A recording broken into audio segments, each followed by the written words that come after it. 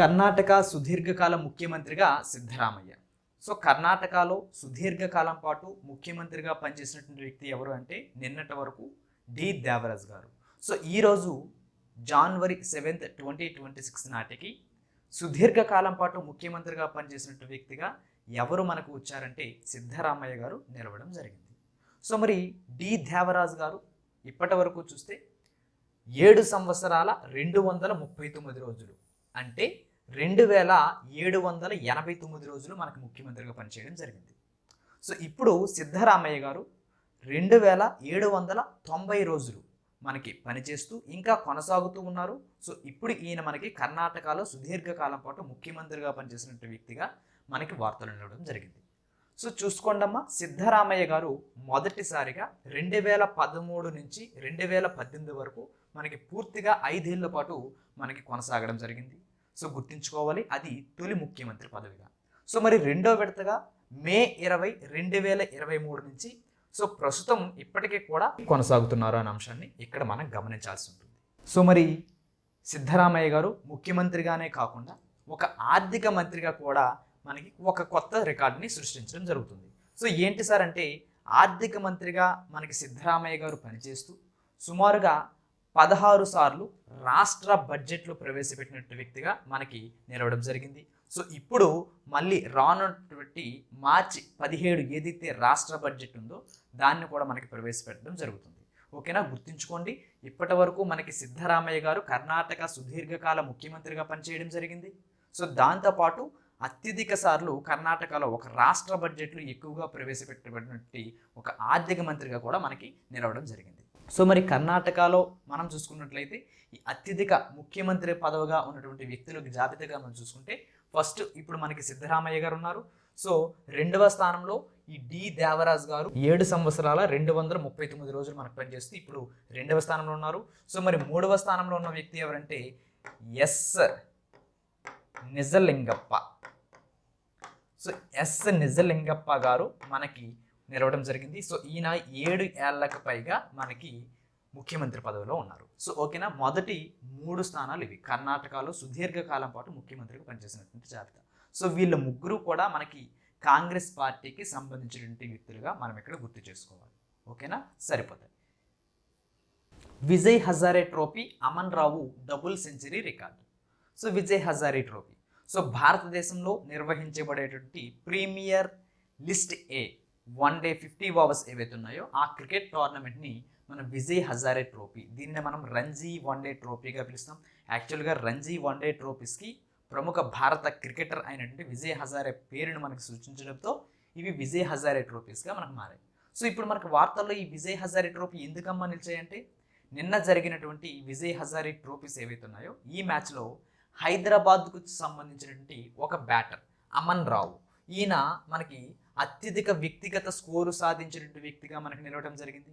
So అలాగే 154 బంతుల్లో 200 పరుగులు అంటే 2 సెంచరీలు, డబల్ సెంచరీలు చేసినటువంటి జాబితాలో ఈయన చోటు దక్కడం జరిగింది. సో గుర్తుంచుకోవాలమ్మా, విజయ్ హజారే ట్రోఫీలో ఒక మ్యాచ్లో డబుల్ సెంచరీ చేసినటువంటి వీరుల జాబితాలో మనకి ఈయన నిలవడం జరిగింది, అమన్ రావు. ఓకేనా, సో మరి గతంలో 1994లో గోవాపై మహమ్మద్ అజారుద్దీన్ చేసినటువంటి 161 పరుగులు ఏవైతే ఉన్నాయో వాటిని ఇప్పుడు ఓవర్టేక్ చేస్తూ అమన్ రావు గారు మనకి అధిగమించడం జరిగింది. సో గుర్తుంచుకోవాలి, హైదరాబాద్ క్రికెట్ చరిత్రలోనే లిస్ట్ ఏ క్రికెట్లో అత్యధిక వ్యక్తిగత స్కోరు సాధించినటువంటి వ్యక్తిగా అమన్ రావు గారు మనకి వార్తలు నిలవడం జరిగింది. ఓకేనా, గుర్తుంచుకోండి. భారతదేశపు మొట్టమొదటి హైడ్రోజన్ రైలు హర్యానాలో ప్రారంభం కానుంది. సో గ్రీన్ హైడ్రోజన్ అని చెప్తాం. సో పునరుత్పాదక ఇంధన వనరులు ఏవైతే మనకి సౌరశక్తి, పవనశక్తి ఉన్నాయో సో వీటి ద్వారా నీటి విద్యుత్ విశ్లేషణ చేసేటువంటి హైడ్రోజన్ని ఉత్పత్తి చేసేటువంటి హైడ్రోజన్ మనం గ్రీన్ హైడ్రోజన్గా చెప్పుకోవడం జరుగుతుంది. సో మరి హైడ్రోజన్ రైలు అంటే, సో మరి గ్రీన్ ట్రైన్ అని కూడా ఈ హైడ్రోజన్ రైలు చెప్పుకోవడం జరుగుతుంది. సో కర్బన ఉద్గారాలని విడుదల చేయదు. సో పొగకు బదులుగా ఇక్కడ నీటి ఆవిరిని మాత్రమే విడుదల చేసేటువంటి ఈ ట్రైన్స్ హైడ్రోజన్ ట్రైన్స్. సో మరి భారతదేశంలో మొట్టమొదటి హైడ్రోజన్ రైలు మనకి ప్రారంభం కాబోతుంది. సో ఎక్కడ కాబోతుంది సార్ అంటే హర్యానా రాష్ట్రంలో. సో ఇది గుర్తుంచుకోవాలి. సో మరి హర్యానా రాష్ట్రంలో ఎక్కడి నుంచి ఎక్కడికి వెళ్తుంది సార్ అంటే హర్యానా రాష్ట్రంలో జింద్ టు సోనిపత్ మార్గాల మధ్య దీనిని నడపడం జరుగుతుంది. సో ఇందులో ప్రధానంగా హర్యానా రాష్ట్రంలో జింద్ అనేటువంటి ప్రాంతం ఏదైతుందో ఇక్కడ ఈ రైలు కోసం ఒక హైడ్రోజన్ ప్లాంట్ని ఏర్పాటు చేశారు. సో ఈ హైడ్రోజన్ ప్లాంట్ యొక్క సామర్థ్యం ఎంతమ్మా అంటే 3000 కిలోగ్రాములు ఉంటుంది. సో మరి ఇది 11 కేవీ నిరంతర విద్యుత్ సరఫరాలో మనకి పనిచేయడం జరుగుతుంది. సో గుర్తించాలి. సో మరి చివరి దశ పనులు ఇంకా కొనసాగుతున్నాయి. సో దీనిని త్వరలోనే ప్రారంభం చేయబోతున్నారు. సో భారతదేశంలో మొట్టమొదటి హైడ్రోజన్ రైలు ఎక్కడమ్మా అంటే హర్యానాలో. సో మరి ప్రపంచంలో మరి మొట్టమొదటి హైడ్రోజన్ రైలు ఎక్కడ ప్రారంభించారమ్మా? జర్మనీలో ప్రారంభించారు. ఎప్పుడమ్మా? 2022లో మనకి ప్రారంభించడం జరిగింది. సో మరి ఆసియాలోనే మనకి మొదటి హైడ్రోజన్ రైలు ఎక్కడమ్మా అంటే చైనాలో ప్రారంభించారు. సో చైనాలో. ఓకేనా. ఇప్పుడు మన భారతదేశంలో మొదటి హైడ్రోజన్ రైలుని ఎక్కడ ప్రారంభించబోతున్నారంటే హర్యానా రాష్ట్రంలో ప్రారంభించబోతున్నారు. సో మరి భారత్ రైల్వే లక్ష్యం ఒకటి ఉందమ్మా. సో నెట్ జీరో కార్బన్ ఎమిటర్గా మనకి భారత్ 2030 నాటికి సాధించాలని లక్ష్యంగా పెట్టుకుంది. సో గుర్తించాలి, నెట్ జీరో కార్బన్ ఎమిటర్. ఓకేనా, ఇది లక్ష్యం. సో మరి దీనికోసం భారత్ అనేది హైడ్రోజన్ ఫర్ హెరిటేజ్ అనేటి ఒక పథకాన్ని మనకి అమలు చేయడం జరుగుతుంది. సురేష్ కల్మాడి కన్నుమూత. సో సురేష్ కల్మాడి గారు సో ఒక రాజకీయ నాయకవేత్తగా చెప్పుకుంటాం, అలాగే ఒక పైలట్గా కూడా చెప్పుకుంటాం, సో క్రీడా నిర్వాహకుడిగా కూడా మనం చెప్పుకోవడం జరుగుతుంది. సో ఇంతకీ సురేష్ కల్మాడి గారు ఎవరు అంటే ఈయన మద్రాసులో మనకి జన్మించాడండి. సో ప్రస్తుత చెన్నైలో 1944లో ఈయన జన్మించడం జరిగింది. సో ఈయన మనకి రాజకీయాల్లోకి రాకముందు భారత వాయుసేనలో మనకి పైలట్గా పనిచేయడం జరిగింది. సో గుర్తుంచుకోవాలమ్మా ఈయన యొక్క ఏ పాత్రలు పోషించాడు అనే అంశాన్ని. ఓకేనా. సో మరి 1971లో భారత్ పాకిస్తాన్ యుద్ధంలో ఈయన పాల్గొనడం జరిగింది. సో మనకి రాజ్యసభ సభ్యుడిగా పనిచేశాడు, లోక్సభ సభ్యుడిగా పనిచేయడం జరిగింది. సో మరి రాజ్యసభ సభ్యుడిగా ఫస్ట్ టైం 1982లో మనకి తొలిసారిగా ప్రవేశమయ్యాడు. సో రాజ్యసభకి మనకి 4 సార్లు సభ్యుడిగా పనిచేశాడు, లోక్సభకి 3 సార్లు మనకి పూణే నుండి ఈయన సభ్యుడిగా పనిచేయడం జరిగింది. సో మరి గతంలో కేంద్ర రైల్వే శాఖ సహాయ మంత్రిగా కూడా ఈయన పనిచేయడం జరిగింది.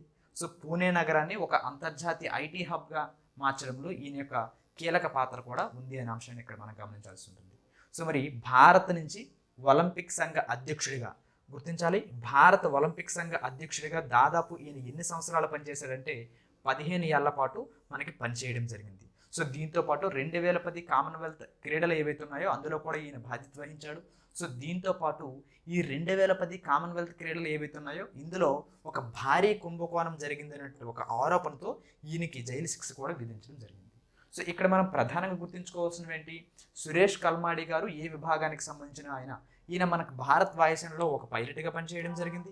సో దీంతో పాటు రాజ్యసభ సభ్యుడిగా పనిచేశారు, సో లోక్సభ సభ్యుడిగా కూడా మనకి పనిచేయడం జరిగింది. సో దీంతో పాటు కేంద్రంలో రైల్వే శాఖ సహాయ మంత్రిగా పనిచేశారు. సో ఇవి మనం ప్రధానంగా గుర్తుంచుకోవాల్సిన విషయాలు. ఓకే, భారత్ ఒలింపిక్ సంఘ అధ్యక్షుడు కూడా మనకి పనిచేయడం జరిగింది. ఓకేనా. ఇక మనం నెక్స్ట్ కరెంట్ ఈవెంట్కి వెళ్దాం. కొత్త ఆవిష్కరణ కలమారియా మిజోరమెన్సిస్. సో కలమారియా మిజోరమెన్సిస్ అనేది ఏంటి సార్ అంటే ఇది ఒక విషపూరితం కాని పాముగా చెప్పుకోవడం జరుగుతుంది. సో ఈ కొత్త జాతికి చెందినటువంటి ఈ పాముకి ఈ మిజోరాంలో కనిపెట్టబడింది. సో ఈ మిజోరాం రాష్ట్రం పేరు వచ్చేటట్లుగా దీనికి కలమారియా మిజోరమెన్సిస్ అనేటువంటి ఒక శాస్త్రీయ నామాన్ని ఇవ్వడం జరిగింది. సో గుర్తుంచుకోవాలి, కలమారియా మిజోరమెన్సిస్ ఇది ఒక కొత్త రకానికి చెందినటువంటి కొత్త జాతికి చెందినటువంటి విషపూరితం కాని పాము. ఓకేనా. ఇక మరి ఎవరు పరిశోధన చేశారు? మిజోరాం విశ్వవిద్యాలయానికి చెందినటువంటి హెస్టీ లాసైమ్ సంఘ ఈయన నేతృత్వంలో రష్యా, జర్మనీ, వియత్నాం ఈ 3 దేశాలకు చెందినటువంటి శాస్త్రవేత్తలు ఈ పరిశోధనలో మనకి పాల్గొనడం జరిగింది. సో ఈ పరిశోధనకు సంబంధించిన వివరాలన్నీ కూడా ప్రముఖ జంతు శాస్త్ర పత్రిక అయినటువంటి జూటాక్సా అనే పత్రిక ఏదైతుందో ఇందులో మనకి ప్రచురితం అవ్వడం జరిగింది. సో అయితే ఈ పాము గురించి గతంలో మనకి నమూనాలను సేకరించడం జరిగింది. సో 2008లో సేకరించడం జరిగింది. సో ఆగ్నేయాసియాలో సాధారణంగా కనిపించేటువంటి ఇతర పాము జాతులు ఏవైతే ఉన్నాయో వాటిలో ఒకటిగా దీన్ని భావించడం జరిగింది గతంలో 2008లో. సో మరి ఇప్పుడు ఆధునికంగా మనకి జన్యు పరీక్షలు ఏవైతే ఉన్నాయో ఇవి మెరుగ్గా అవ్వడంతో క్షుణ్ణమైనటువంటి వర్గీకరణ చేయడంతో ఈ పరిశోధనలో ఇప్పుడు ప్రస్తుతానికి దీనిని ఒక కొత్త జాతిగా గుర్తించడం జరిగింది, ఈ కలమారియా మిజోరమెన్సిస్. ఓకేనా, ఇవి సరిపోతాయి. ఏఈపిసి నూతన సారథిగా ఏ శక్తివేల్. సో మరి ఏఈపిసి అంటే ఏంటి సార్ అంటే అపారెల్ ఎక్స్పోర్ట్ ప్రమోషన్ కౌన్సిల్ అని చెప్తాం. సో ఇది మనకి 1978లో ఏర్పడినటువంటి ఒక సంస్థ. సో ఇది మనకి కేంద్ర జౌళి మంత్రిత్వ శాఖ ఆధ్వర్యంలో ఏర్పడినటువంటి సంస్థ. సో ఈ అపారెల్ ఎక్స్పోర్ట్ ప్రమోషన్ కౌన్సిల్ అనేది భారతీయ దుస్తుల ఎగుమతిదారులకి ఒక అంతర్జాతీయ మార్కెట్లో సహాయం చేయడం కావచ్చు, సో విదేశీ ప్రదర్శనలు ఏర్పాటు చేయడం కావచ్చు, ప్రభుత్వానికి ఎగుమతి విధానాలపై సలహాలు ఇచ్చేటువంటి ఒక సంస్థగా ఈ అపారెల్ ఎక్స్పోర్ట్ ప్రమోషన్ కౌన్సిల్ ఏఈపిసిని మనం చెప్పుకోవడం జరుగుతుంది. సో ఇప్పుడు ఈ ఏఈపిసికి మనకి చైర్మన్గా ఎవరికి ఇవ్వడం జరిగిందంటే ఏ శక్తివేల్ గారికి మనకి నియమించడం జరిగింది. సో ఏ శక్తివేల్ గారు ఈ పదవికి చేపట్టడం అనేది ఇది వరుసగా 5వసారి అనే అంశాన్ని ఇక్కడ మనం గమనించాల్సి ఉంటుంది. సో మరి ఈయన ఒక అధికారిగానే కాదండి, సో భారత నెట్వేర్ రంగానికి దిశానిర్దేశం చేసినటువంటి ఒక పారిశ్రామికవేత్తగా ఈయన మనకి గుర్తింపు పొందడం జరిగింది. సో గుర్తుంచుకోవాలి, ఈయన కాలంలో 1984లో 15 కోట్లగా ఉన్నటువంటి ఎగుమతులు ఏవైతే ఉన్నాయో ఇవి 2024-25 గత సంవత్సరం నాటికి మనం చూసుకుంటే 45,000 కోట్లకి ఈ తిరుప్పూర్ యొక్క ఎగుమతులు అనేవి పెరగడం జరిగింది. సో తమిళనాడులో ఉన్నటువంటి తిరుప్పూర్ ఏదైతుందో ఈ నగరాన్ని ప్రపంచ నెట్వేర్ కేంద్రంగా మనకి ఆయన మార్చారు. సో ఇది ప్రధానంగా మనం గుర్తుంచుకోవాల్సిన విషయం. సో ప్రస్తుతానికైతే ఈయన్ని ఏఈపిసి నూతన సారథిగా మనకి నియమించడం జరిగింది. సో గతంలో పాపీస్ నెట్వేర్ ప్రైవేటెడ్ లిమిటెడ్ ఏదైతే సంస్థ ఉందో దీనికి వ్యవస్థాపకులుగా ఈయన మనం చెప్పుకోవడం జరుగుతుంది. ఓకేనా, ఇది సరిపోతుంది. డైరెక్టర్గా వచ్చేటువంటి అవకాశం ఉంది. ఏఈపిసి నూతన సారథిగా ఎవరనేది శక్తివేల్. సో అది గుర్తుంచుకోండి. 2026-27లో భారత వృద్ధి 6.9%.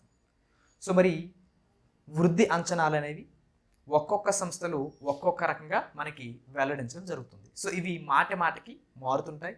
సో ప్రధానంగా ఈ భారత వృద్ధి అంచనాల్లో జీడిపి కావచ్చు, ద్రవ్యోల్బణం కావచ్చు, వీటి మీద మనకి వృద్ధి అంచనాలని వేయడం జరుగుతుంది.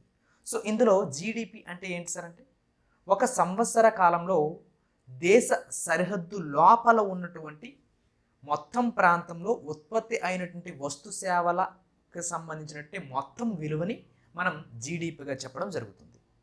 సో ప్రస్తుతానికైతే ఈ జీడిపి వృద్ధి రేటుని మనకి ఇచ్చినటువంటి సంస్థ ఇండ్రా.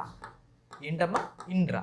సో ఈ ఇండ్రా సంస్థ ప్రకారం 2026-27 సంవత్సరంలో భారత వృద్ధి అంచనాని 6.9% వృద్ధి అనేది నమోదు చేస్తుందని ఒక అంచనా వేయడం జరిగింది. ఇది 2026-27 సంవత్సరానికి భారత వృద్ధి అంచనా. సో మరి ద్రవ్యోల్బణాన్ని కూడా మనకి అంచనా వేసింది. సో ఏదైతే రిటైల్ ద్రవ్యోల్బణం ఉంటుందో దాని నియంత్రణలో ఉంటూనే సగటున 3.8%గా నమోదు అయ్యేటువంటి అవకాశం ఉందని ఇండ్రా అనే సంస్థ మనకి అంచనా వేయడం జరిగింది. సో ఆర్బీఐ ప్రకారం ప్రధానంగా ద్రవ్యోల్బణ అంచనా ఎంత ఉంటుందమ్మా? 4% లోపే ఉంటుందనే అంశాన్ని కూడా మనం ఇక్కడ గమనించాల్సి ఉంటుంది. సో మరి ఈ వృద్ధికి దోహదపడేటువంటి అంశాలు ఏంటి అని మనం చూసుకుంటే జిఎస్టీ వసూళ్లు పెరగడం కావచ్చు, అలాగే ఆదాయపు పన్ను కోతలు ఏవైతే ఉన్నాయో, అలాగే ప్రజల కొనుగోలు శక్తిని ఇవి పెంచడం జరుగుతాయి. సో ఇవి పన్ను సంస్కరణలో భాగంగా మనం చెప్పుకోవడం జరుగుతుంది.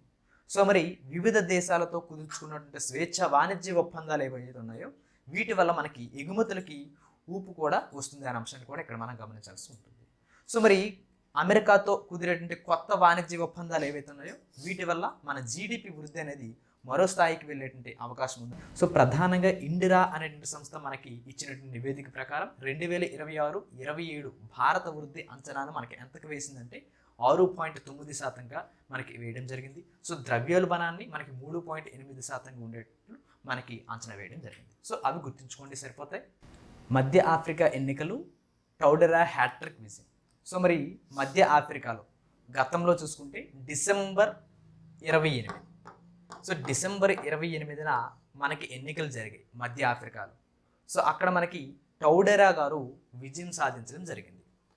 సో మధ్య ఆఫ్రికాలో 2023 వరకు మనం చూసుకుంటే తమ యొక్క రాజ్యాంగంలో అధ్యక్ష పదవికి నిర్దిష్టమైనటువంటి కాలపరిమితి ఉంది. అది 2 సార్లు అధ్యక్ష పదవిని చేపట్టాలి అనేటువంటి ఒక నిబంధన.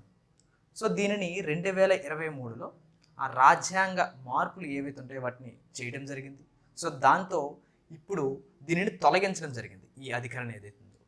సో దాని ఆధారంగా ఇప్పుడు మళ్ళీ ఈ టౌడెరా గారు 3వసారి ప్రధానమంత్రిగా బాధ్యతలు స్వీకరించడం జరిగింది. సో ఇందులో ప్రధానంగా చూసుకుంటే ఆ దేశంలో 52.42% మంది ఓటు హక్కును వినియోగించుకుంటే అందులో ఈయనకు వచ్చినటువంటి ఓట్లు 76.15% ఓట్లు లభించడం జరిగాయి. సో మరి మాజీ ప్రధాని అయినటువంటి అనిసెంట్ జార్జెస్ డోలోగులే, సో ఈయన ప్రధాన ప్రత్యర్థిగా మనకి ఈయనకు ఉండడం జరిగింది. ఓకేనా, ఈయన మనకి 14.66% ఓట్లు అనేవి వచ్చాయి. సో ప్రధానంగా గుర్తుంచుకోండి, మధ్య ఆఫ్రికా ఇప్పుడు ప్రధానమంత్రిగా ఎవరు ఉన్నారంటే టౌడెరా అనే అంశాన్ని గుర్తుంచుకోండి. ఓకేనా, సరిపోతుంది. 1,00,000 మంది డ్రోన్ సైనికులతో ప్రత్యేక దళం. సో మరి భారత ప్రభుత్వం రానున్నటువంటి పరిస్థితుల దృష్ట్యా కొన్ని ప్రత్యేకమైనటువంటి రక్షణ దళాలని మనకి కొత్తగా తీసుకురావడం జరిగింది. సో ఇందులో ప్రధానంగా చూసుకుంటే భైరవ్ సేన, అలాగే దీంతోపాటు desert falcons, Rudra brigades, so ఇట్లాంటి వాళ్ళని మనకి తీసుకురావడం జరిగింది. సో ఇందులో భాగంగా మనం చూసుకుందాం భైరవ్ సేన అనేది ఏంటి. సో భైరవ్ సేన అనేది డ్రోన్ సైనికులుగా మనం చెప్పుకోవడం జరుగుతుంది. సో ఈ భైరవ్ సేన ఒక దళంగా మాత్రమే కాకుండా అధునాతనమైనటువంటి సాంకేతికతో కూడుకున్నటువంటి 1,00,000 మంది డ్రోన్ వారియర్స్ ఎవరైతే ఉంటారో ఈ సమూహంగా ఈ భైరవ్ సేనని మనం చెప్పుకోవడం జరుగుతుంది. సో వీళ్ళు భైరవ్ సేన అనేటువంటి పేరు గుర్తుంచుకోండమ్మా, డ్రోన్ వారియర్స్. ఓకేనా, సాధారణంగా వీళ్ళు ఏం చేస్తారంటే పదాతి దళం ఎవరైతే ఇన్ఫాంట్రీ ఉంటారో వాళ్ళకి, అలాగే ఎలైట్ పారా స్పెషల్ ఫోర్సెస్కి మధ్య ఒక వారధిగా వీళ్ళు పనిచేయడం జరుగుతుంది. సో దీంతోపాటు ప్రతి సైనికుడికి ఇందులో డ్రోన్లని ఆపరేట్ చేయడంలోను, శత్రువులకి కనిపించకుండా వారి యొక్క స్థావరాలు ఏవైతే ఉంటాయో వాటిని ఖచ్చితత్వంతో దాడి చేసేటువంటి ఒక ప్రత్యేకమైనటువంటి శిక్షణని ఈ భైరవ్ సేనకి మనకి అందించడం జరుగుతుంది. సో ఇప్పటి వరకు కూడా 15 బెటాలియన్లకి దీంట్లో భాగంగా సిద్ధం చేయడం జరిగింది. సో రానున్న పరిస్థితుల్లో భవిష్యత్తులో 25 బెటాలియన్లకి దీనికి పెంచడం జరుగుతుంది. సో మనకి రాబోయేటటువంటి ఆర్మీ డే ఎప్పుడమ్మా, January 15. సో January 15న ఈ ఆర్మీ డేలో భాగంగా ఈ భైరవ్ సేన ఆర్మీ డే సందర్భంగా మనకి కవాతులో పాల్గొంటుంది అనే అంశాన్ని కూడా మనం ఇక్కడ గమనించాల్సి ఉంటుంది. సో మరి డెజర్ట్ ఫాల్కన్స్, సో మరి ఈ డెజర్ట్ ఫాల్కన్స్ అనే వాళ్ళు ఎవరు అంటే ఎడారి వీరులుగా మనం చెప్పడం జరుగుతుంది. సో రాజస్థాన్ ఎడారి ప్రాంతంలో ఈ డెజర్ట్ ఫాల్కన్ దళం కఠోర శిక్షణ అనేది ఇప్పుడు పొందుతుంది. సో ఇక్కడ సైన్యం ఒక కొత్త విధానాన్ని కూడా మనకి అనుసరించడం జరుగుతుంది. సో ఎడారి పరిస్థితుల్లో అత్యంత వేగంగా కావచ్చు, దూకుడుగా దాడులు చేయగలిగేట్టు వీళ్ళని తయారు చేస్తున్నారు కాబట్టి వీళ్ళని డెజర్ట్ ఫాల్కన్స్ అని మనం పిలవడం జరుగుతుంది.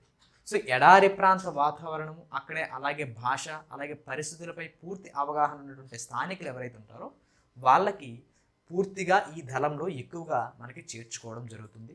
సో ఇది ప్రధానంగా డెజర్ట్ ఫాల్కన్స్ ఎక్కడ మనకి పనిచేయబోతున్నారంటే ఎడారి వాతావరణ పరిస్థితులు ఎక్కడైతే ఉంటాయో అక్కడ వీళ్ళు పనిచేయడం జరుగుతుంది. సో మరి దీంతో పాటు మరొక ప్రత్యేక దళాన్ని కూడా తీసుకొచ్చారు, రుద్ర బ్రిగేడ్స్.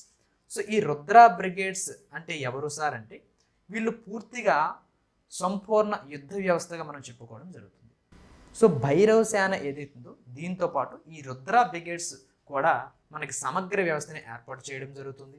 సో ఎవరైతే మనకి ఇన్ఫాంట్రీ ఉంటారో, అలాగే ఆర్మౌర్డ్ ఎవరైతే ఉంటారో, సో వీటితో పాటు ఆర్టిలరీ, శకట దళము, పదాతి దళం ఎవరైతే ఉంటారో ఈ దళాల అన్నిటినీ కూడా కలగలిపి ఒకే వ్యవస్థ కిందకి మనకి తీసుకొస్తూ దానిని రుద్ర బ్రిగేడ్స్ అని మనకి పేరు పెట్టడం జరిగింది. సో ఈ రుద్ర బ్రిగేడ్స్లో మనకి 3 ఉంటారు. సో ఇన్ఫాంట్రీ వాళ్ళు ఉంటారు, ఆర్మౌర్డ్ ఉంటారు, అలాగే ఆర్టిలరీ కూడా మనకి ఉండడం జరుగుతుంది. సో సాధారణంగా ఏదైనా యుద్ధం సంభవించినప్పుడు మనకి నిర్ణయాలు అనేవి వేగంగా తీసుకోవడానికి, అలాగే శత్రువులపై ఉమ్మడిగా దాడి చేయడం కోసం మనకి ఈ రుద్రా బ్రిగేడ్స్ని మనకి ఏర్పాటు చేయడం జరిగింది. సో ఇవి ప్రధానంగా మన భారత ప్రభుత్వం ఈ మూడింటి వ్యవస్థలని కొత్తగా మనకి రక్షణ వ్యవస్థలు తీసుకురావడం జరిగింది. 17 లక్షల కోట్ల పీపీపీ ప్రాజెక్టులు. సో మరి పీపీపీ మోడల్లో తీసుకురాబడిన ప్రాజెక్టులు. సో మరి పీపీపీ అంటే ఏంటి సార్ అంటే public private partnership. So public private partnership అంటే ఒక మౌలిక సదుపాయాల ప్రాజెక్టుగా మనం చెప్పుకోవడం జరుగుతుంది. సో మనకి ప్రభుత్వము ప్రైవేట్ సంస్థల మధ్య కుదిరేటువంటి ఒక ఒప్పందం ఈ పబ్లిక్ ప్రైవేట్ పార్ట్నర్షిప్. సో ప్రభుత్వంపై మనకి ఆర్థిక భారం తగ్గిస్తూ ప్రైవేట్ సంస్థల నుంచి అత్యాధునిక సాంకేతికత అలాగే నిర్వహణ సామర్థ్యం అనేది ఈ పీపీపీ మోడల్ ఏదైతుందో ఇందులో మనకి అందుతాయనే అంశాన్ని ఇక్కడ మనం గమనించాల్సి ఉంటుంది. సో మరి ప్రభుత్వ నిధులకే పరిమితం కాకుండా ప్రైవేటు పెట్టుబడులను ఆకర్షించడం ద్వారా మనకి దేశాన్ని ఒక అభివృద్ధి రంగంలో నడిపించడం కోసం ఆర్థిక వ్యవహారాల విభాగం డిఈఏ ఏదైతుందో ఇది ఒక భారీ ప్రణాళికని మనకి సిద్ధం చేసింది. సో ఇందులో భాగంగా మన భారత ప్రభుత్వానికి మొత్తంగా చూసుకుంటే 17 లక్షల కోట్ల విలువైనటువంటి పీపీపీ ప్రాజెక్టులు వచ్చాయి. సో గుర్తుంచుకోండమ్మా, పీపీపీ ప్రాజెక్టుల్లో భాగంగా మొత్తంగా భారత ప్రభుత్వానికి భారతదేశానికి వచ్చినటువంటి ప్రాజెక్టులు ఎన్నమ్మా 852 ప్రాజెక్టులు. సో మొత్తం విలువ ఎంతమ్మా అంటే 17 లక్షల కోట్లు గుర్తుంచుకోవాలి. సో మరి కేంద్ర ప్రభుత్వంకి సంబంధించినటువంటి వాటి ఎంతంటే 13.15 లక్షల కోట్ల వ్యయంతో 232 ప్రాజెక్టులు మనకి నిర్వహిస్తే రాష్ట్రాలు కేంద్రపాలిత ప్రాంతాల్లో చూసుకుంటే 3.84 లక్షల కోట్ల విలువతో 620 ప్రాజెక్టులు రాష్ట్రాల్లో మనకి ఏర్పాటు చేయబోతున్నాయి. సో గుర్తించాలి, కేంద్ర ప్రభుత్వంలో మనకి ఎన్ని వస్తున్నాయంటే 232 ప్రాజెక్టులు. సో మనకి రాష్ట్రాలు కేంద్రపాలిత ప్రాంతాల్లో 620 ప్రాజెక్టులు. సో మొత్తంగా ఓవరాల్గా చూసుకుంటే మన ఇండియాకి వచ్చినటువంటి పీపీపీ మోడల్లో ప్రాజెక్టులు ఏంటంటే 852 ప్రాజెక్టులు. సో ఇందులో అగ్రస్థానంలో ఏ రాష్ట్రంలో వస్తున్నాయంటే ఆంధ్రప్రదేశ్లో వస్తున్నాయి అనే అంశాన్ని గమనించాల్సి ఉంటుంది. సో మరి రాష్ట్రాల వారీగా చూసుకుంటే ఆంధ్రప్రదేశ్ అనేది అత్యధిక ప్రాజెక్టులు వచ్చాయని చెప్పుకున్నాం. సరే, ఆంధ్రప్రదేశ్లో ఎన్ని వచ్చాయి అని మనం చూసుకుంటే 270 ప్రాజెక్టులు ఆంధ్రప్రదేశ్కి వచ్చాయి. సో మరి 2-3 స్థానాల్లో ఏ ఉన్నాయమ్మా అంటే 2వ స్థానంలో తమిళనాడు, 3వ స్థానంలో మధ్యప్రదేశ్ ఉన్నాయి అనే అంశాన్ని గమనించాల్సి ఉంటుంది. ఓకేనా, గుర్తుంచుకోండి. సో ఎగ్జామ్ పాయింట్ ఆఫ్ వ్యూలో మనకి అడిగే అవకాశం ఉంటుంది. సో పీపీపీ మోడల్లో భారత్కి వచ్చినటువంటి మొత్తం ప్రాజెక్టుల్లో రాష్ట్రాల వారీగా ఎక్కువగా వచ్చినటువంటి లిస్ట్ అలాగే ఏవి అంటే మనకి ఆంధ్రప్రదేశ్, తమిళనాడు, మధ్యప్రదేశ్. ఓకేనా, గుర్తుంచుకోండి. సో మరి శాఖల వారీగా ఈ పీపీపీ మోడల్లో వచ్చినటువంటి ప్రాజెక్టులు కనుక చూసుకుంటే ఇక్కడ ఏ మంత్రిత్వ శాఖ కింద ఎన్ని ప్రాజెక్టులు వచ్చాయో మనం ఇక్కడ చూసుకుందాం. సో వాటి యొక్క మొత్తం విలువను కూడా ఇక్కడ టేబుల్ రూపంలో ఇవ్వడం జరిగింది, ఒకసారి గమనించండి. సో రోడ్డు రవాణా రహదారుల విభాగంలో 108 ప్రాజెక్టులు వచ్చాయి. సో వీటి విలువ 8.76 లక్షల కోట్లు. సో మరి తర్వాత విద్యుత్ శాఖలో వచ్చాయండి. విద్యుత్ శాఖలో 46 ప్రాజెక్టులు వచ్చాయి మొత్తంగా. సో వీటి మొత్తం విలువ 3.4 లక్షల కోట్లు. సో మరి 3 రైల్వే శాఖలో వచ్చాయి. సో రైల్వే శాఖలో మొత్తం ప్రాజెక్టుల సంఖ్య 13. సో వీటి విలువ 30,904 కోట్ల రూపాయలు. సో ప్రధానంగా చూసుకోండి, మంత్రిత్వ శాఖల పరంగా ఏ విభాగాల్లో మనకి ఈ పీపీపీ మోడల్లో ప్రాజెక్టులు ఎక్కువగా వచ్చాయంటే రోడ్డు రవాణా రహదారుల శాఖ, 2 విద్యుత్ శాఖ, 3 రైల్వే శాఖ. సో ఇవి మనకి శాఖల వారీగా ఈ పీపీపీ మోడల్లో వచ్చినటువంటి ప్రాజెక్టులలో మొదటి 3 స్థానాలు. సో మరి రాష్ట్రాల వారీగా చూసుకుంటే ఆంధ్రప్రదేశ్, తమిళనాడు, మధ్యప్రదేశ్ మొదటి 3 స్థానాలు ఉన్నాయి. సో ఓకేనా, అవి గుర్తుంచుకోండి, సరిపోతాయి. Great green wall project. So మరి గ్రీన్ వాల్ అంటే ఏంటి సార్ అంటే ఏదైనా ఒక సరిహద్దు ప్రాంతంలో కావచ్చు, నిర్దిష్టమైన ప్రాంతంలో కావచ్చు, కొంత నిర్దిష్టమైనటువంటి వెడల్పుతో తీర ప్రాంతంలో కానీ నిర్దిష్ట ప్రాంతంలో కానీ మనకి మొక్కలు నాటడం, వాటిని సంరక్షించడం, దాన్ని మనం గ్రీన్ వాల్గా చెప్పుకోవడం జరుగుతుంది. సో మరి గ్రేట్ గ్రీన్ వాల్ అనగానే మనకి గుర్తొచ్చేది ఏంటంటే ప్రపంచంలోనే అతిపెద్ద గ్రేట్ గ్రీన్ వాల్ ప్రాజెక్ట్ మనకి ఆఫ్రికా ఖండంలో సహారా ఎడారి విస్తరణను అడ్డుకోవడం కోసం మొత్తంగా 11 దేశాలతో మనకి చేపట్టడం జరిగింది. సో ఇప్పుడు దానిని స్ఫూర్తిగా తీసుకొని ఆంధ్రప్రదేశ్ ప్రభుత్వము ఈ గ్రేట్ గ్రీన్ వాల్ ప్రాజెక్ట్ని మనకి ఇప్పుడు తీసుకురావడం జరుగుతుంది.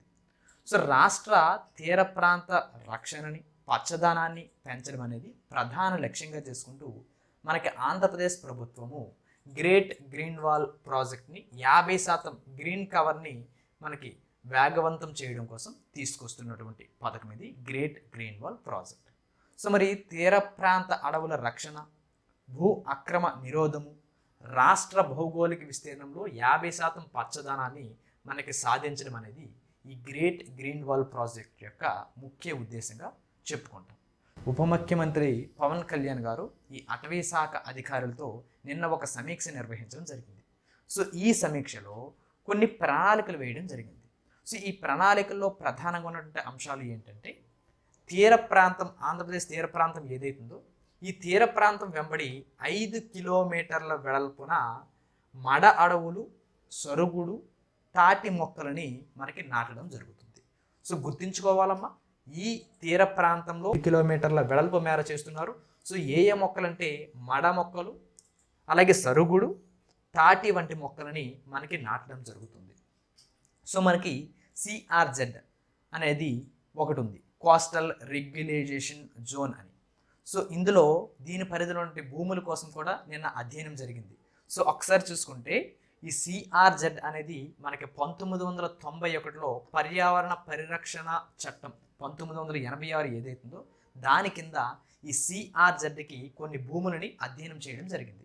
సో అందులో 10,000 ఎకరాల్లో గుర్తించినటువంటి నోటిఫై కాని ఉన్నటువంటి మడ అడవులని ఇప్పుడు అటవీ శాఖకి అప్పగించడం జరిగింది. సో ఈ ప్రాజెక్టులో ఇంతకీ ప్రధానంగా ఏం చేస్తారు సార్ అంటే ఇది 3 దశల్లో మనకి ఈ ప్రాజెక్ట్ నిర్వహించడం జరుగుతుంది. సో 3 దశల్లో నిర్వహిస్తారు. సో మొదటి దశలో ఏం చేస్తారు సార్ అంటే కోస్తా తీరం ఏదైతుందో దాన్ని ఆనుకుని ఉండేటువంటి ప్రాంతంలో మనకి పచ్చదనాన్ని చేపట్టడం జరుగుతుంది. అంటే ఇక్కడ ముందుగా ఈ కోస్తా తీరానికి ఆనుకుని ఉండేటువంటి ప్రాంతాల్లో మనకి మొక్కలను నాటడం జరుగుతుంది. సో మరి రెండో దశలో చూసుకుంటే తీర ప్రాంత రహదారులు, అలాగే కాలువలు, డొంకల వెంబడి మనకి మొక్కలు అనేవి నాటడం జరుగుతుంది. సో ఇది రెండో దశ. మరి మూడో దశలో ఏం చేస్తారు సార్ అంటే వ్యవసాయ భూముల్లో రైతులకు ఆదాయం వచ్చేటటువంటి విధంగా మనకి మొక్కలను నాటడం జరుగుతుంది. సో ఇది ఈ గ్రేట్ గ్రీన్ వాల్ ప్రాజెక్టులో మనకి చేపట్టబోయేటువంటి 3 దశలుగా చెప్పుకుంటాం. సో మరి భారత అటవీ స్థితి నివేదిక ఏదైతే ISFR ఉందో దాని ప్రకారం కనుక మనం చూసుకుంటే జాతీయ అటవీ విధానం 1988 ప్రకారంగా చూసుకుంటే దేశంలో మనకి 33% అడవులు అనేవి ఉండాలి. సో మొత్తం విస్తీర్ణంలో 33% మనకి ఉండాలి. కానీ ఇప్పుడు ఆంధ్రప్రదేశ్ ప్రభుత్వం యొక్క లక్ష్యం ఎంతమ్మా అంటే ఈ గ్రేట్ గ్రీన్ వాల్ ప్రాజెక్టులో భాగంగా 50% మనకి పచ్చదనాన్ని పెంచాలి అనే అంశాన్ని ఇక్కడ మనం గమనించుకోవాల్సి ఉంటుంది. సో ఇది గ్రేట్ గ్రీన్ వాల్ ప్రాజెక్టుకి సంబంధించి ఓవరాల్గా అంశం. ఓకేనా, ఇది గుర్తుంచుకోండి సరిపోతుంది. ఆంగ్రూ నుంచి 4 కొత్త వంగడాల విడుదల. సో ఆంగ్రూ ఆచార్య NG రంగా అగ్రికల్చర్ యూనివర్సిటీగా చెప్పుకోవడం జరుగుతుంది. సో ఇక్కడ నుంచి గతంలో మనకి కేంద్ర వ్యవసాయ శాఖ మంత్రి ఎవరమ్మా, శివరాజ్ సింగ్ చౌహాన్. సో ఈయన మనకి మొన్న ఒక ప్రస్తావన తీసుకురావడం జరిగింది. ఏంటి సార్ అంటే బియ్యం ఉత్పత్తిలో ప్రపంచంలోనే భారత్ మొదటి స్థానంలో నిలిచిందని. సో మరి ఎంత నిలిచిందని చెప్పాము మొన్న, 150.18 మిలియన్ టన్నుల బియ్యం ఉత్పత్తి సాధిస్తూ చైనాను అధిగమించి ఇప్పుడు ప్రపంచంలోనే అగ్రగామి దేశంగా మన భారత్ నిలిచింది అనే అంశాన్ని ఆయన ప్రస్తావించడం జరిగింది. సో దాంతోపాటు ఆయన 25 పంట రకాలకి సంబంధించి మొత్తంగా అందులో 184 కొత్త వంగడాలని మనకి విడుదల చేయడం జరిగింది. మొత్తం 25 రకాల పంటలకు సంబంధించి 184 వంగడాలని మనకి విడుదల చేస్తే అందులో ఈ ఆంగ్రూ నుంచి ఒక 4 కొత్త వంగడాలు అనేవి మనకి గుర్తింపు పొందాయి. సో వాటిని ఇప్పుడు మనం చెప్పుకుంటున్నాం. సో మరి కేంద్ర వ్యవసాయ శాఖ మంత్రి శివరాజ్ చౌహాన్ గారు మనకి వీటిని ఎక్కడ రిలీజ్ చేశారంటే ఢిల్లీలో మనకి రిలీజ్ చేయడం జరిగింది. సో అందులో ఈ 4 కొత్త వంగడాలు ఆంగ్రూచే మనకి అభివృద్ధి చేయబడినటువంటి. సో మరి అవి ఏంటి సార్ అంటే నువ్వులకు సంబంధించి LM-146, సజ్జకు సంబంధించి APHE 126, వరిగకు సంబంధించి PMB-480, అలాగే బీడీ పొగాకు సంబంధించి ABD 132. సో ఇవి మనకి వంగడానికి సంబంధించి రకం. సో గుర్తుంచుకోండమ్మా, ఆంగ్రూకు సంబంధించినటువంటి కొత్త వంగడాలు. సో ఇవి మనకి ఇటీవల శివరాజ్ సింగ్ చౌహాన్ గారు మనకి విడుదల చేసినటువంటివి. సో గుర్తించండి, నువ్వులు, సజ్జ, వరిగ, బీడీ పొగాకు. ఓకేనా? సో వీటికి సంబంధించి మనకు వంగడ రకాలు ఇచ్చాం. సో దానికి అభివృద్ధి చేసినట్టు కేంద్రం ఏదో ఇచ్చాం, అలాగే దాని యొక్క ప్రత్యేకత ఏంటి, సో ఇవి ఇచ్చాం. సో నువ్వులకు సంబంధించి LM-146 వంగడ రకం ప్రధానంగా ఎవరు అభివృద్ధి చేశారంటే యల్లమంచిలి అనకాపల్లి కేంద్రంగా వాళ్ళు మనకి అభివృద్ధి చేయడం జరిగింది. సో ఇందులో దీని యొక్క ప్రత్యేకత ఏంటంటే నూనె శాతం 44.4% ఉంటుంది. సో వేసవి సాగుకి చాలా అనుకూలమైన పంటగా ఈ నువ్వులను మనం చెప్పుకోవడం జరుగుతుంది. సో మరి సజ్జకు సంబంధించి APHE 126 ఇక్కడ అనంతపురం కేంద్రంగా అభివృద్ధి చేయడం జరిగింది. సో మరి దీని యొక్క ప్రత్యేకత ఇందులో ఐరన్ కావచ్చు, జింక్ కావచ్చు అధికంగా ఇందులో ఉంటాయి. సో మరి వరిగకు సంబంధించి PMB-480, సో ఇది విజయనగరం కేంద్రంగా మనకి అభివృద్ధి చేయబడింది. సో ప్రోటీన్ శాతం అనేది అధికంగా ఉంటుంది. కేవలం 72 నుంచి 77 రోజుల్లోనే మనకి పంట కాలం అనేది పూర్తి అయిపోయేటట్లు ఉంటుంది. సో మరి బీడీ పొగాకు విషయానికి వస్తే ABD 132, సో ఇది నంద్యాలలో మనకి అభివృద్ధి చేయడం జరిగింది. సో హానికర అంశాల శాతం అనేది తక్కువగా ఉండేట్లు దీన్ని అభివృద్ధి చేయడం జరిగింది. సో ఇవి ఈ ఆంగ్రూకు సంబంధించి 4 కొత్త వంగడాలు. ఓకేనా? గుర్తుంచుకోండమ్మా, LM-146, APHB 126, PMB-480, ABD 132. ఓకేనా? గుర్తుంచుకోండి. నివాస భవనాలకు energy conservation building code Andhra Pradesh ప్రభుత్వ నిర్ణయం. సో ECBCగా చెప్పుకుంటాం, energy conservation building code. So ఇది భవనాల రూపకల్పన అలాగే వాటి యొక్క నిర్మాణంలో ఇంధన సామర్థ్యాన్ని పెంచడం కోసం భారత ప్రభుత్వం మనకి నిర్దేశించబడినటువంటి ఒక నియమావళిగా ఎనర్జీ కన్జర్వేషన్ బిల్డింగ్ కోడ్ని మనం చెప్పుకోవడం జరుగుతుంది. సో గతంలో ఇది మనకి వాణిజ్య భవనాలకి మాత్రమే పరిమితం అయ్యేది. సో ఇప్పుడు వీటిని నివాస భవనాలకు కూడా మనకి విస్తరించడం జరిగింది. సో ఈ ఎనర్జీ కన్జర్వేషన్ బిల్డింగ్ కోడ్ మనకి ఎప్పుడు స్థాపించారమ్మంటే 2007లో మనకి ఈ ఎనర్జీ కన్జర్వేషన్ కోడ్ని ప్రవేశపెట్టారు. సో మరి దేని సారథ్యం అంటే ప్రముఖ విద్యుత్ మంత్రిత్వ శాఖ కింద ఉన్నటువంటి bureau of energy efficiency. So ఇది మనకి దీన్ని ప్రవేశపెట్టింది. ఎవరైతే 4000 చదరపు మీటర్ల విస్తీర్ణం కానీ అంతకన్నా ఎక్కువ కానీ కలిగి ఉన్నటువంటి భారీ సముదాయాలు, విల్లాలు ఏవైతే ఉంటాయో వాటికి ఆ అపార్ట్మెంట్స్కి ఈ ఎనర్జీ కన్జర్వేషన్ బిల్డింగ్ కోడ్ అనేది ఇప్పుడు ఖచ్చితంగా మనకి వర్తిస్తుంది అనే అంశాన్ని ప్రస్తావించడం జరిగింది. సో ప్రధానంగా విద్యుత్ వినియోగాన్ని గణనీయంగా తగ్గించడము, పర్యావరణ హితంగా మనకి నిర్మాణాలు చేపట్టడం అనేది దీని యొక్క ప్రధాన లక్ష్యంగా మనం ఇక్కడ గుర్తుంచుకోవాల్సి ఉంటుంది. సో మరి ఈ నిబంధనలు పాటించే నిర్మాణాలని ఆ ఇల్లుని మనం ఏమంటామంటే ఎకో నివాస్ సంహితగా మనం పిలవడం జరుగుతుంది. సో ఇది ఏపీ ప్రభుత్వం వీటిని ఎకో నివాస్ సంహితగా మనకి గుర్తిస్తుంది అనే అంశాన్ని మనకి ప్రస్తావించింది. సో మరి ఎకో నివాస్ సంహిత అనేది ఏంటి సార్ అంటే నివాస భవనాలలో శక్తి సామర్థ్యాన్ని పెంచడానికి మనకి భారత ప్రభుత్వం ఈ ఎకో నివాస్ సంహితని 2018లోనే మనకి ప్రారంభించిందండి. సో గుర్తించాలి, ఆంధ్రప్రదేశ్ ప్రభుత్వము ఇప్పుడు చేపట్టబోయేటువంటి ఈ ECBC energy conservation building code ఏదైతుందో ఇది నివాస భవనాలకు వర్తిస్తుంది. సో ఈ నివాస భవనాల్లో ఎవరైతే వీటిని నిర్మించుకుంటారో వాటిని ఎకో నివాస్ సంహితగా మనకి పిలవడం జరుగుతుంది. సో కానీ కేంద్ర ప్రభుత్వం ఈ నివాస భవనాలలో శక్తి సామర్థ్యాన్ని పెంచడం కోసం 2018లోనే ఈ ఎకో నివాస్ సంహితాన్ని మనకి ప్రారంభించడం జరిగింది. సో మరి ఈ కొత్త కోడ్ ప్రకారం భవనాల్లో ఏ మార్పులు వస్తాయంటే విద్యుత్ అనేది ప్రధానంగా పొదుపు చేయబడుతుంది. సో మరి దీంతో పాటుగా నీటి సంరక్షణ కూడా ఈ బిల్డింగ్లో చేయబడుతుంది. సో మరి పర్యావరణ రక్షణ కూడా జరుగుతుంది. సో దాంతోపాటు ఉష్ణోగ్రత నియంత్రణ, సో ఇట్లాంటివన్నీ ఈ ఎకో నివాస సంహితలో మనకి ఉండడం జరుగుతాయి. సో గాలి వెలుతురు ధారాళంగా వచ్చేలా ఇంటి నిర్మాణాన్ని చేపట్టడం జరుగుతుంది. సో సోలార్ ప్యానల్స్ అలాగే ఎల్ఈడి లైట్ల వాడకం ఆ ఇంట్లో మనకి ఉండడం జరుగుతుంది. సో మరి నీటి సంరక్షణలో భాగంగా వర్షపు నీటి నిల్వ, వాడిన నీరు మళ్ళీ తిరిగి ఉపయోగించడం కావచ్చు, సో తక్కువ నీరు ఖర్చు అయ్యేటువంటి ట్యాప్ల వాడకం, సో అవన్నీ ఈ ఎకో నివాస సంహితలో నీటి సంరక్షణలో భాగంగా ఏర్పాటు చేయడం జరుగుతుంది. సో పర్యావరణ రక్షణలో భాగంగా ఫ్లై యాష్ ఇటుకలు ఏవైతే ఉంటాయో వాటిని వాడడము, తక్కువ కెమికల్ ఉండేటువంటి మనకి రంగులు కావచ్చు, టెర్రస్ గార్డెన్లు పెంచడం కావచ్చు, ఇట్లాంటివన్నీ ఇందులో చేయడం జరుగుతుంది. సో మరి ఉష్ణోగ్రత నియంత్రణలో భాగంగా వేడిని ప్రతిబింబించేటువంటి రూఫ్ నిర్మాణాలు ఏవైతే ఉంటాయో అలాగే గోడల ఇన్సులేషన్ల ద్వారా మనకి ఉష్ణోగ్రతలు అనేవి తగ్గించడం జరుగుతుంది. సో ప్రధానంగా ఈ ఎకో నివాస సంహితలో ఉండేటువంటి ప్రధాన ఫీచర్లు అవి. సో విద్యుత్ పొదుపు వస్తుంది, నీటి సంరక్షణ చేయడం జరుగుతుంది, సో పర్యావరణ రక్షణ అవుతుంది, సో ఉష్ణోగ్రత నియంత్రణ కూడా వాటి ద్వారా చేయడం జరుగుతుంది. సో ఓకేనా, ప్రధానంగా ఈ ఎకో నివాస సంహితలో ఉండేటువంటి అంశాలు. సో మరి ఇది మొత్తంగా చూసుకుంటే మనకి సస్టైనబుల్ డెవలప్మెంట్ గోల్స్లో 11వ లక్ష్యం గుర్తొస్తుంది. సో 11వ లక్ష్యం ఏంటమ్మా? సుస్థిరమైనటువంటి నగరాలు, నివాసాలు నిర్మించడము ఐక్యరాజ్య సమితి నిర్దేశించినటువంటి 11వ ఎస్డిజి లక్ష్యంగా మనం చెప్పుకోవడం జరుగుతుంది. ఓకేనా. సో మరి పర్యావరణ హిత నివాసాల భవనం కోసం నిర్మించడం కోసం బిల్డింగ్ కోడ్ ఏదైతే ఉందో దాన్ని అమలు చేస్తున్నటువంటి తొలి రాష్ట్రంగా ఇప్పుడు మన ఆంధ్రప్రదేశ్ని మనం చెప్పుకోవడం జరుగుతుంది. ఓకేనా. సో ఇది గతంలో ఈ ఎనర్జీ కన్జర్వేషన్ బిల్డింగ్ కోడ్ అనేది కేవలం ప్రైవేట్ వాటికే ఉండేది, ఇప్పుడు నివాస భవనాలకు కూడా మనకి తీసుకురావడం జరిగింది. సో ఇది ప్రధానంగా గుర్తుంచుకోండి. ఓకేనా. తెలంగాణ విద్యుత్ రాయితీలు 2026 నివేదిక.